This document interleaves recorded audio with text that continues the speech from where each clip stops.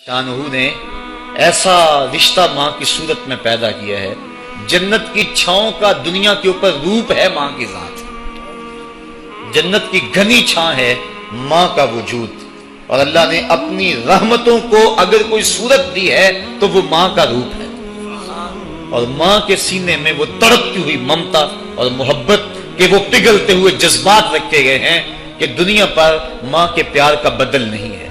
میں کہا کرتا ہوں آج کوئی شے بھی خریدنے نکلیں تو آپ وثوق سے نہیں کہہ سکتے یہ خالص ہے، ہر شے 2 نمبر دستیاب ہے، ہر شے میں ملاوٹ ہے، لیکن ایک چیز آج بھی ملاوٹ سے پاک ہے اور وہ ماں کا پیار ہے۔ ماں کی محبت آج بھی کھری ہے اور آج بھی اس میں کوئی ملاوٹ نہیں ہوئی۔ بچہ بوڑھا بھی ہو جائے لیکن ماں کے لیے وہ بچہ ہوتا ہے، ماں کی دعائیں اسی طرح اس کے لیے ہوتی ہیں، اور بچہ آغوش مادر میں آ کر پھر طفل سادہ رہ جاتا ہے۔ یہ ماں کا پیار اور ماں کی محبتیں۔ ایک شاعر نے ماں کی محبت کا نقشہ کھینچتے ہوئے کیا خوبصورت بات کہی، وہ کہتا ہے مدت ہوئی میری ماں نہیں سوئی تابش، میں نے ایک بار کہا تھا مجھے رات کو ڈر لگتا ہے، کہا سحری کے وقت میں نے ایک بار اٹھ کے رات کو چونک کر کہا تھا مجھے رات کو ڈر لگتا ہے۔ مدت ہوگی اس بات کو، یہ قصہ پرانا ہو گیا ہوا ہے، مجھے بھی بھول گیا ہوا ہے، لیکن میری ماں رات کو نہیں سوتی، میرے بیٹے کو کہیں ڈر نہ لگ رہا۔ یہ ماں کے پیار کا روپ ہے۔ علامہ اقبال جب ان کی والدہ انتقال کر گئیں تو وہ دیار غیر میں تھے، تو اس وقت انہوں نے ایک طویل مرثیہ لکھا اپنی ماں کی یاد میں، جس کا عنوان ہے والدہ مرحومہ کی یاد میں۔ اس کے اندر لکھتے ہیں آہ اب وطن میں ہوگا کس کو میرا انتظار، آہ وطن میں ہوگا اب کس کو میرا انتظار، کون میرا خط نہ آنے سے رہے گا بے قرار، آرزو لے کر تیری خاک مرکد پہ آؤں گا، اب دعائے نیم شب میں کس کو میں یاد آؤں گا، کون پچھلے پہر اٹھ کے دعا کرے گا۔ ہر ایک سے کہنا پڑتا نا جناب دعا کرنا، مولوی صاحب سے بھی عرض کرنا پڑتا حضور دعا میں یاد رکھنا، پیر صاحب سے گزارش کرنا پڑتی ہے جناب مجھے دودھ راتوں میں اور چاندنی راتوں میں مجھے یاد رکھنا، حاجی کو معتمر کو کہنا پڑتا جناب دیار حرم میں جا رہے ہو اور دیار حبیب میں جا رہے ہو وہاں مجھے دعاؤں میں یاد رکھنا، سین حرم میں بھی اور جالی کے سامنے بھی، ہر ایک کو کہنا پڑتا ہے کہ مجھے دعاؤں میں یاد رکھنا۔ کبھی ماں کو بھی کہنا پڑا ہے کہ امی دعاؤں میں یاد رکھنا۔ ماں کے ہاتھ ویسے اٹھے رہتے ہیں، اور جب ماں کے ہاتھ اٹھ جائیں اجابت کے سارے دروازے کھل جاتے ہیں۔ میں نے پڑھا کتب حدیث میں جو دعائیں رد نہیں ہوتی ان میں سے ایک ماں کی دعا ہے، جب ماں ہاتھ اٹھا دے تو جنت کے سارے دروازے کھل جاتے ہیں، اور یہ لازمی نہیں ہے کہ ماں رابعہ بصریہ ہو تو پھر ہی اس کی دعا قبول ہوتی ہے۔ اپلے تھاپتی ہوئی ماں اور لیپا پوتی کرتی ہوئی ماں جو ہے وہ مٹی سے بھرے ہوئے ہاتھ اٹھا دے تو اللہ ان ہاتھوں کو بھی خالی نہیں موڑتا۔ ماں جب بولتی ہے تو اس کے لہجے میں جبریل بولتا ہے، ماں جب مسکراتی ہے لگتا ہے جنت کی ساری کلیاں کھل اٹھی ہیں۔ ماں کے چہرے کی رونق اور ماں کے چہرے کی جو ہے وہ خوشی بیٹے کے دل کو حقیقی قرار اور حقیقی تسکین دیتی ہے۔ جو ٹھنڈ ماں کے ساتھ نصیب ہوتی ہے وہ کائنات میں کسی اور جگہ پہ نہیں ہے، جو گھنا سایہ ماں کے دامن میں ہے وہ کسی اور جگہ میسر نہیں ہو سکتا ہے۔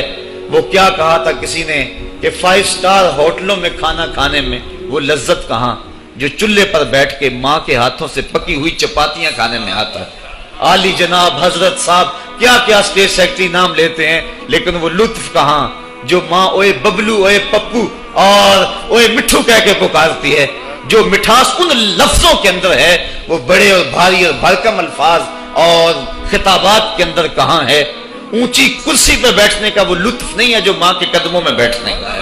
اللہ نے ماں کے روپ کے اندر ایک محبت اور ایک الفتوں کا ایک ایسا دریا دیا ہے کہ جس کے اندر انسان جب جاتا ہے تو اس کے دکھوں کے سارے میل دھل جاتے ہیں اور وہ بالکل آسودہ ہو جاتا ہے۔ یہ ماں کا روپ ہے، یہ ماں کا پیار ہے۔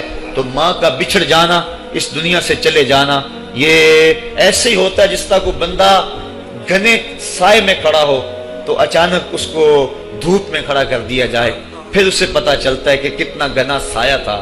جس طرح درخت ساری دھوپ اپنے اوپر سہتا ہے اور جو اپنے نیچے کھڑا ہو اس کو ٹھنڈک دیتا ہے، اسی طرح ماں باپ سارے دکھ اپنے اوپر سہتے ہیں لیکن اپنی اولاد کو ٹھنڈک پہنچاتے ہیں۔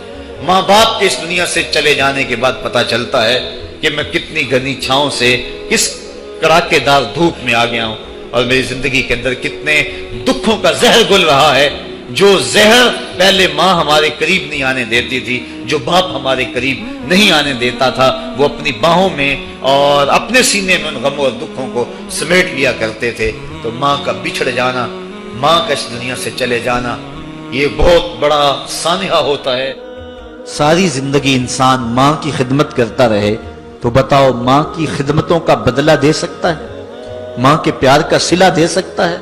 عرض کی گئی کہ میں اپنی ماں کو اپنے کندھوں پہ اٹھا کر کے حج کروایا ہے اور سائی اور کعبۃ اللہ کا طواف کرایا ہے، اور حالت یہ تھی کہ اگر چٹان کے اوپر گوشت کا ایک ٹکڑا ڈال دیا جاتا تو وہ بھی بھن کے کباب بن جاتا، اتنی گرمی کی شدت تھی۔